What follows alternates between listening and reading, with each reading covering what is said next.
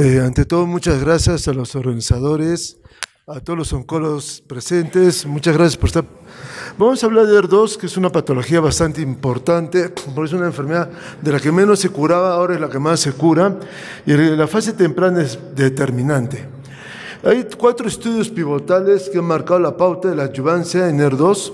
Mi instituto, el Instituto de Cáncer de Lima, participó en el grupo, en este de acá, y los resultados fueron muy favorables. Aumentó la supervivencia, aumentó el periodo libre de progresión y en general la mayoría de pacientes. Como vemos claramente acá, la tasa de periodo libre de progresión mejoró sustancialmente, la supervivencia global también.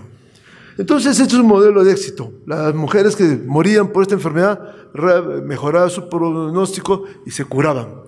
Pero, sin embargo, este ER2 tiene varios subgrupos, no es homogéneo, y esta heterogeneidad es la que nos lleva siempre de la mano en la oncología, que siempre el cáncer es heterogéneo. Los casos muy individuales es diferente. ¿Y qué vemos? En el estudio del BSRIG 06, las mujeres podían estar a los 10 años, el 73% estaban vivas sin recurrencia, o sea, había un 25% de mujeres que recaían a los 10 años.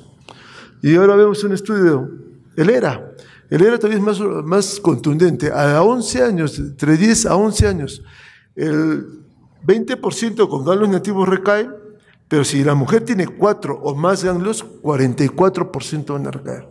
Entonces estos los resultados son bastante dramáticos y bastante serios, porque nosotros pensamos que damos tratamiento con trastuzumab, con la quimioterapia estándar, que es de acuerdo a nuestro centro, pero las mujeres de ganglios positivos, cerca de un 25 a 40% van a recaer a los 10 años. De hecho es más, creo que estoy yendo hacia atrás, ya, bueno.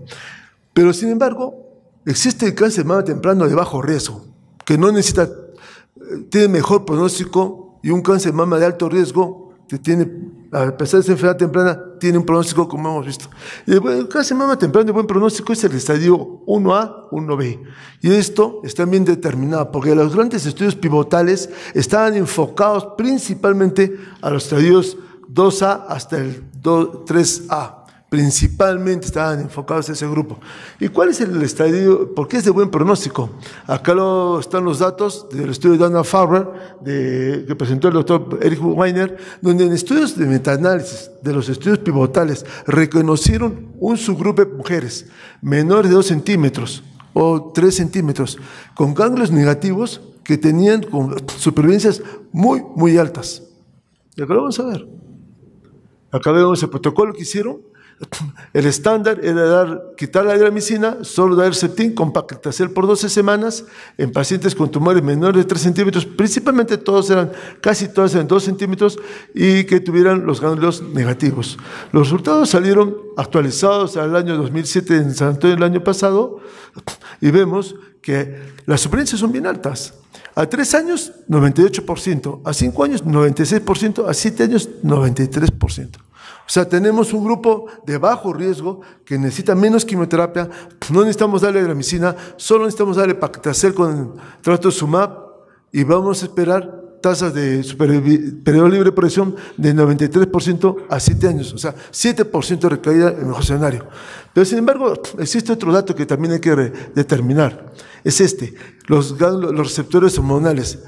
Todos sabemos que el ER2 enriquecido puro tiene una biología diferente al luminal con expresión de ER2. El luminal con expresión de ER2 suele tener una evolución más lenta, más moderada, y acá se ven las diferencias. A 7 años, cuando tenía receptores hormonales positivos, tenía el 94% de sobrevida libre de progresión, mientras los receptores hormonales negativos, los ER2 puros, 90%. O sea, a pesar de ser tumores pequeños, los ER2 puro pueden tener más agresividad y hay que estar alertas en ese punto. Entonces, después apareció en el ASCO anterior 6 versus 12 meses. Es una historia que la hemos escuchado y que todos los estudios que se han hecho previamente han sido bastante negativos. Y vemos acá con claridad el estudio de los ingleses, donde la autora R comparó 6 meses versus 12 meses de dar tratamiento de adyuvancia trastuzumab de acuerdo a la quimioterapia estándar de cada centro. Este es el protocolo. Había evaluación cardiológica, porque uno de los criterios era evaluar la toxicidad cardiológica, y la dosis total era por los 12 meses versus los 6 meses de tratamiento. Evidentemente es un estudio interesante de revisar. Estas son las características de los pacientes. Lo malo que acá hay muchos tipos de quimioterapias. Solo antraciclínicas, solo taxanos, antraciclínicos, hay diferencias entre la concurrencia y la secuencial, y lo peor de todo, que los resultados de negativo y positivo no están reportados. Pero lo vamos a hacer con más calma. Vamos avanzando un poco más. Y estos son los estudios que han tratado de bajar la dosis de trastuzumab de 12 meses a 6 meses. Estamos el FAIR, el OR y el PERFORM. Sin embargo, no hay esa discriminación de bajo riesgo, donde estamos desescalando el tratamiento, versus alto riesgo, donde vamos a escalar el tratamiento probablemente. Esa discriminación biológica no existe. Y si vemos claramente, este es el tipo de quimioterapia que dieron, era bastante irregular año a año. Eso no aborda al paciente, y dicen que la supervivencia global, la sobrevida libre de progresión, es igual entre 6 a 12 meses. Pero cuando vemos en los análisis subgrupos, y esto es un slide de la doctora Picard, vemos que hay diferencias en receptores hormonales negativos, hay diferencias cuando se usan taxanos o con antraciclínicas, hay diferencias cuando se usa neoadjuvancia, hay diferencias si es concomitante o no el tratamiento. Son muchas diferencias para poder decir que podemos dar a un paciente de alto riesgo 6 meses de tratamiento. Es muy difícil, y vemos el análisis, no soporta con claridad el futuro de esta aplicabilidad de esta tendencia. La supervivencia global también fue muy similar, y la cardiotoxicidad fue ligeramente menor en los de 6 meses, pero sin significado clínico. Se recomienda tal vez usar 6 meses en aquellos sistemas de salud donde no se da trastuzumab, pero cuando el estándar es 6 meses, 12 meses es lo que debe aplicarse a nuestros pacientes, a menos que en el grupo de bajo riesgo se pueda reducir, pero en el de alto riesgo difícilmente. Sin embargo, después, conociendo los retos que he empezado con la enfermedad agresiva, la terapia dual es un hecho. Y se debe plantear de diferentes formas, o sea, el bloqueo dual del tratamiento. Y ese bloqueo dual está primero con la patidina trastuzumab y quimioterapia. Tenemos el no alto, el alto. Estudios que han demostrado que el tratamiento dual mejora los resultados, pero sin impacto clínico. Y también tenemos los estudios de pertuzumab, trastuzumab más quimioterapia, como vamos a revisar el estudio Affinity ahora mismo. Todos conocemos que existe en el receptor 4 dominios del ER2. 2 dominios de ellos pueden ser bloqueados, el pertuzumab por el dominio 2, que impide la dimerización con los otros receptores, y el bloqueo del 4, donde evita el trastuzumab, que la señalización vaya dentro de la célula tumoral. Bueno, es una historia larga, que trastuzumab ha demostrado eficacia en enfermedad avanzada, estos son los estudios pivotales. En enfermedad temprana, en Cleopatra, claramente es el único estudio donde aumenta la supervivencia global, el periodo libre de progresión. Acá está el esquema: 2 anticuerpos más quimioterapia versus 1 anticuerpo más quimioterapia. Y vemos claramente la sobrevida global la aumenta en 16 meses, casi 16 meses más. Y el reto mayor no es este. El reto mayor es esta cifra, 56 meses. Nosotros tenemos que esperar que nuestras mujeres con cáncer de mama metastásico vivan 56 meses, la mediana. Cuando todos sabemos que en la práctica diaria es mucho menor. Entonces, es un dato relevante. Tenemos el NEOSPHERE, que es un estudio neoadjuvante donde se usa también los 2 anticuerpos para evaluar la eficacia desde el punto de vista de respuestas completas. Todos sabemos que las respuestas completas patológicas son un subrogado de la sobrevida. El endpoint más importante en cáncer de mama temprano es la supervivencia. Sin embargo, es valioso. Y acá vemos 4 brazos, este brazo con 2 anticuerpos, y este es el estándar con 1 anticuerpo. La tasa de respuesta fue mayor, evidentemente. se incrementó en un 50%, 45 versus 30, los dos anticuerpos. Sin embargo, la supervivencia a 5 años, era el 86%. Y estas mujeres eran estadios 2, estadios 3A, 3B, 3C y permitían inclusive estadios inflamatorios. Estamos hablando de estadios severamente agresivos. Y si nosotros recordamos nuestra historia de la consulta, tener 86% sin progresión a los 5 años es algo admirable, es un resultado notablemente favorable. Esto indica que la respuesta completa patológica sí nos puede tal vez inferir en cierto grupo de pacientes una mayor supervivencia.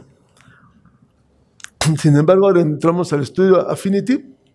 Es un estudio interesante porque es bastante controversial, pero relevante desde el punto de vista conceptual. Es el mismo modelo que siguió con enfermedad avanzada, enfermedad temprana, quimioterapia más 2 anticuerpos, quimioterapia versus un solo anticuerpo de trastuzumab. Se puede usar el típico AC seguido Taxol o el TSH, que es el que usamos cuando participamos en el estudio clínico. El endpoint primario es importante porque la FDA en los últimos estudios está siendo como endpoint primario libre de recaída de enfermedad invasiva. O sea, si el paciente tiene un evento de enfermedad in situ, no se considera como un evento de recurrencia. Tiene que ser enfermedad invasiva, no importa si es en la misma mama, en la mama contralateral o a distancia. Y acá es importante, porque este estudio es medio confuso por los criterios de inclusión. Uno, que claramente define de alto riesgo a no ganglios positivos. Entonces todos sabemos, ganglios positivos ya califica como cáncer de mama temprano, pero de alto riesgo, HER2 positivo. Pero los ganglios negativos, tenemos el estudio de Dana-Farber que dice que es de bajo riesgo, pero ellos creen que si él tiene grado 3, es HER2 puro o receptores hormonales negativos, o es una mujer bastante joven, pueden ser tal vez de un tumor muy pequeño, pero de agresividad. Como hemos visto en el estudio de Dana-Farber, a 7 años, este subgrupo de pacientes tal vez tiene una sobrevida del 90%. Entonces vemos los criterios, ellos esperaban 89 versus 91 a los 3 años. Estas son las características de los pacientes, la mayoría eran ganglios positivos, pero que este tratamiento se diseñó para pacientes de mayor riesgo. El 70% en tratamiento con anticiclínicas, receptores hormonales negativos, el 36%. La mayoría de mujeres entre 40 a 60 años y la mitad pre y postmenopáusicas. Tamaño tumoral de 2 a 5 años. ¿Cuál es la eficacia? Se consigue el objetivo, porque alcanzó un hazard ratio 0.81 con un P significativo. Sin embargo, las diferencias son discretas, pero más allá de lo calculado. Si nosotros recordamos, ellos habían pensado 89% para el control. Y acá vemos, está por encima del 90%. Pero este resultado es positivo, pero como es una muestra heterogénea, que hay pacientes de alto riesgo y un subgrupo de bajo riesgo, genera confianza y conflicto en la interpretación. Cuando se coge solo los de alto riesgo, ganglios positivos, el hazard ratio baja mucho más. El PS baja también y la diferencia se hace notable. Entonces, es evidente que las mujeres de alto riesgo, que son las que expresan ganglios, tumores groseros, sobre todo aquellas que tienen más de 4 ganglios, donde sabemos que a los 10 años el 40% pueden recaer, la combinación puede ser su mejor oportunidad. Pero, sin embargo, cuando son ganglios negativos, no hay diferencia, y están 96.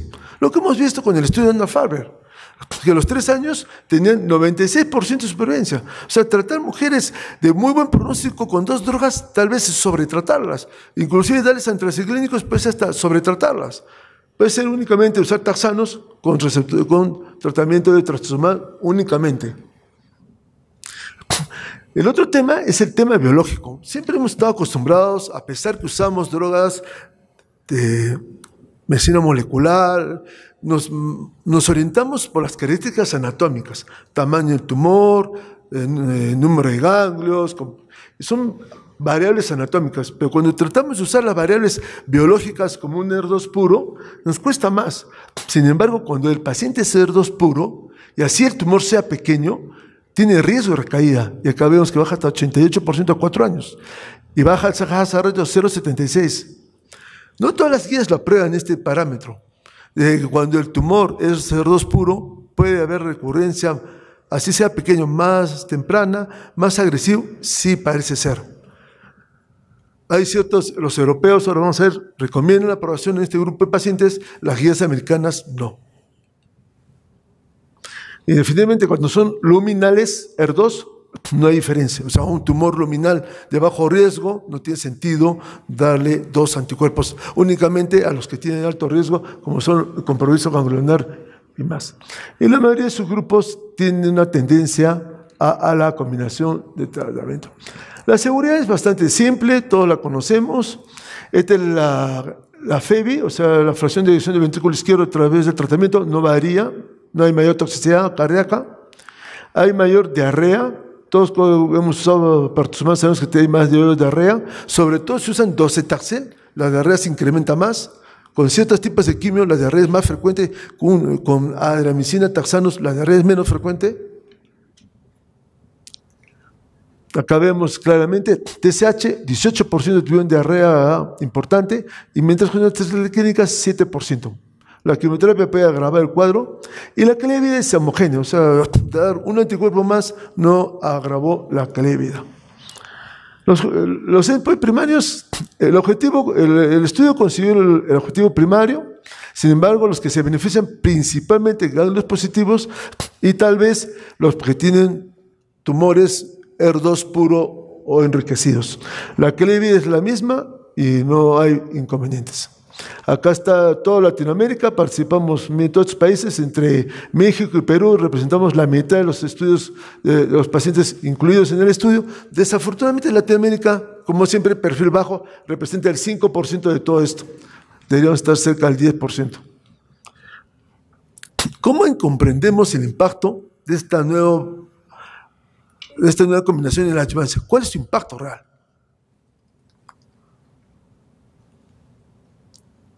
Vamos a ver, cuando se dio quimioterapia versus nada en adjuvancia, agregó 9% más. Cuando se dio tamoxifeno versus nada, agregó 14% más.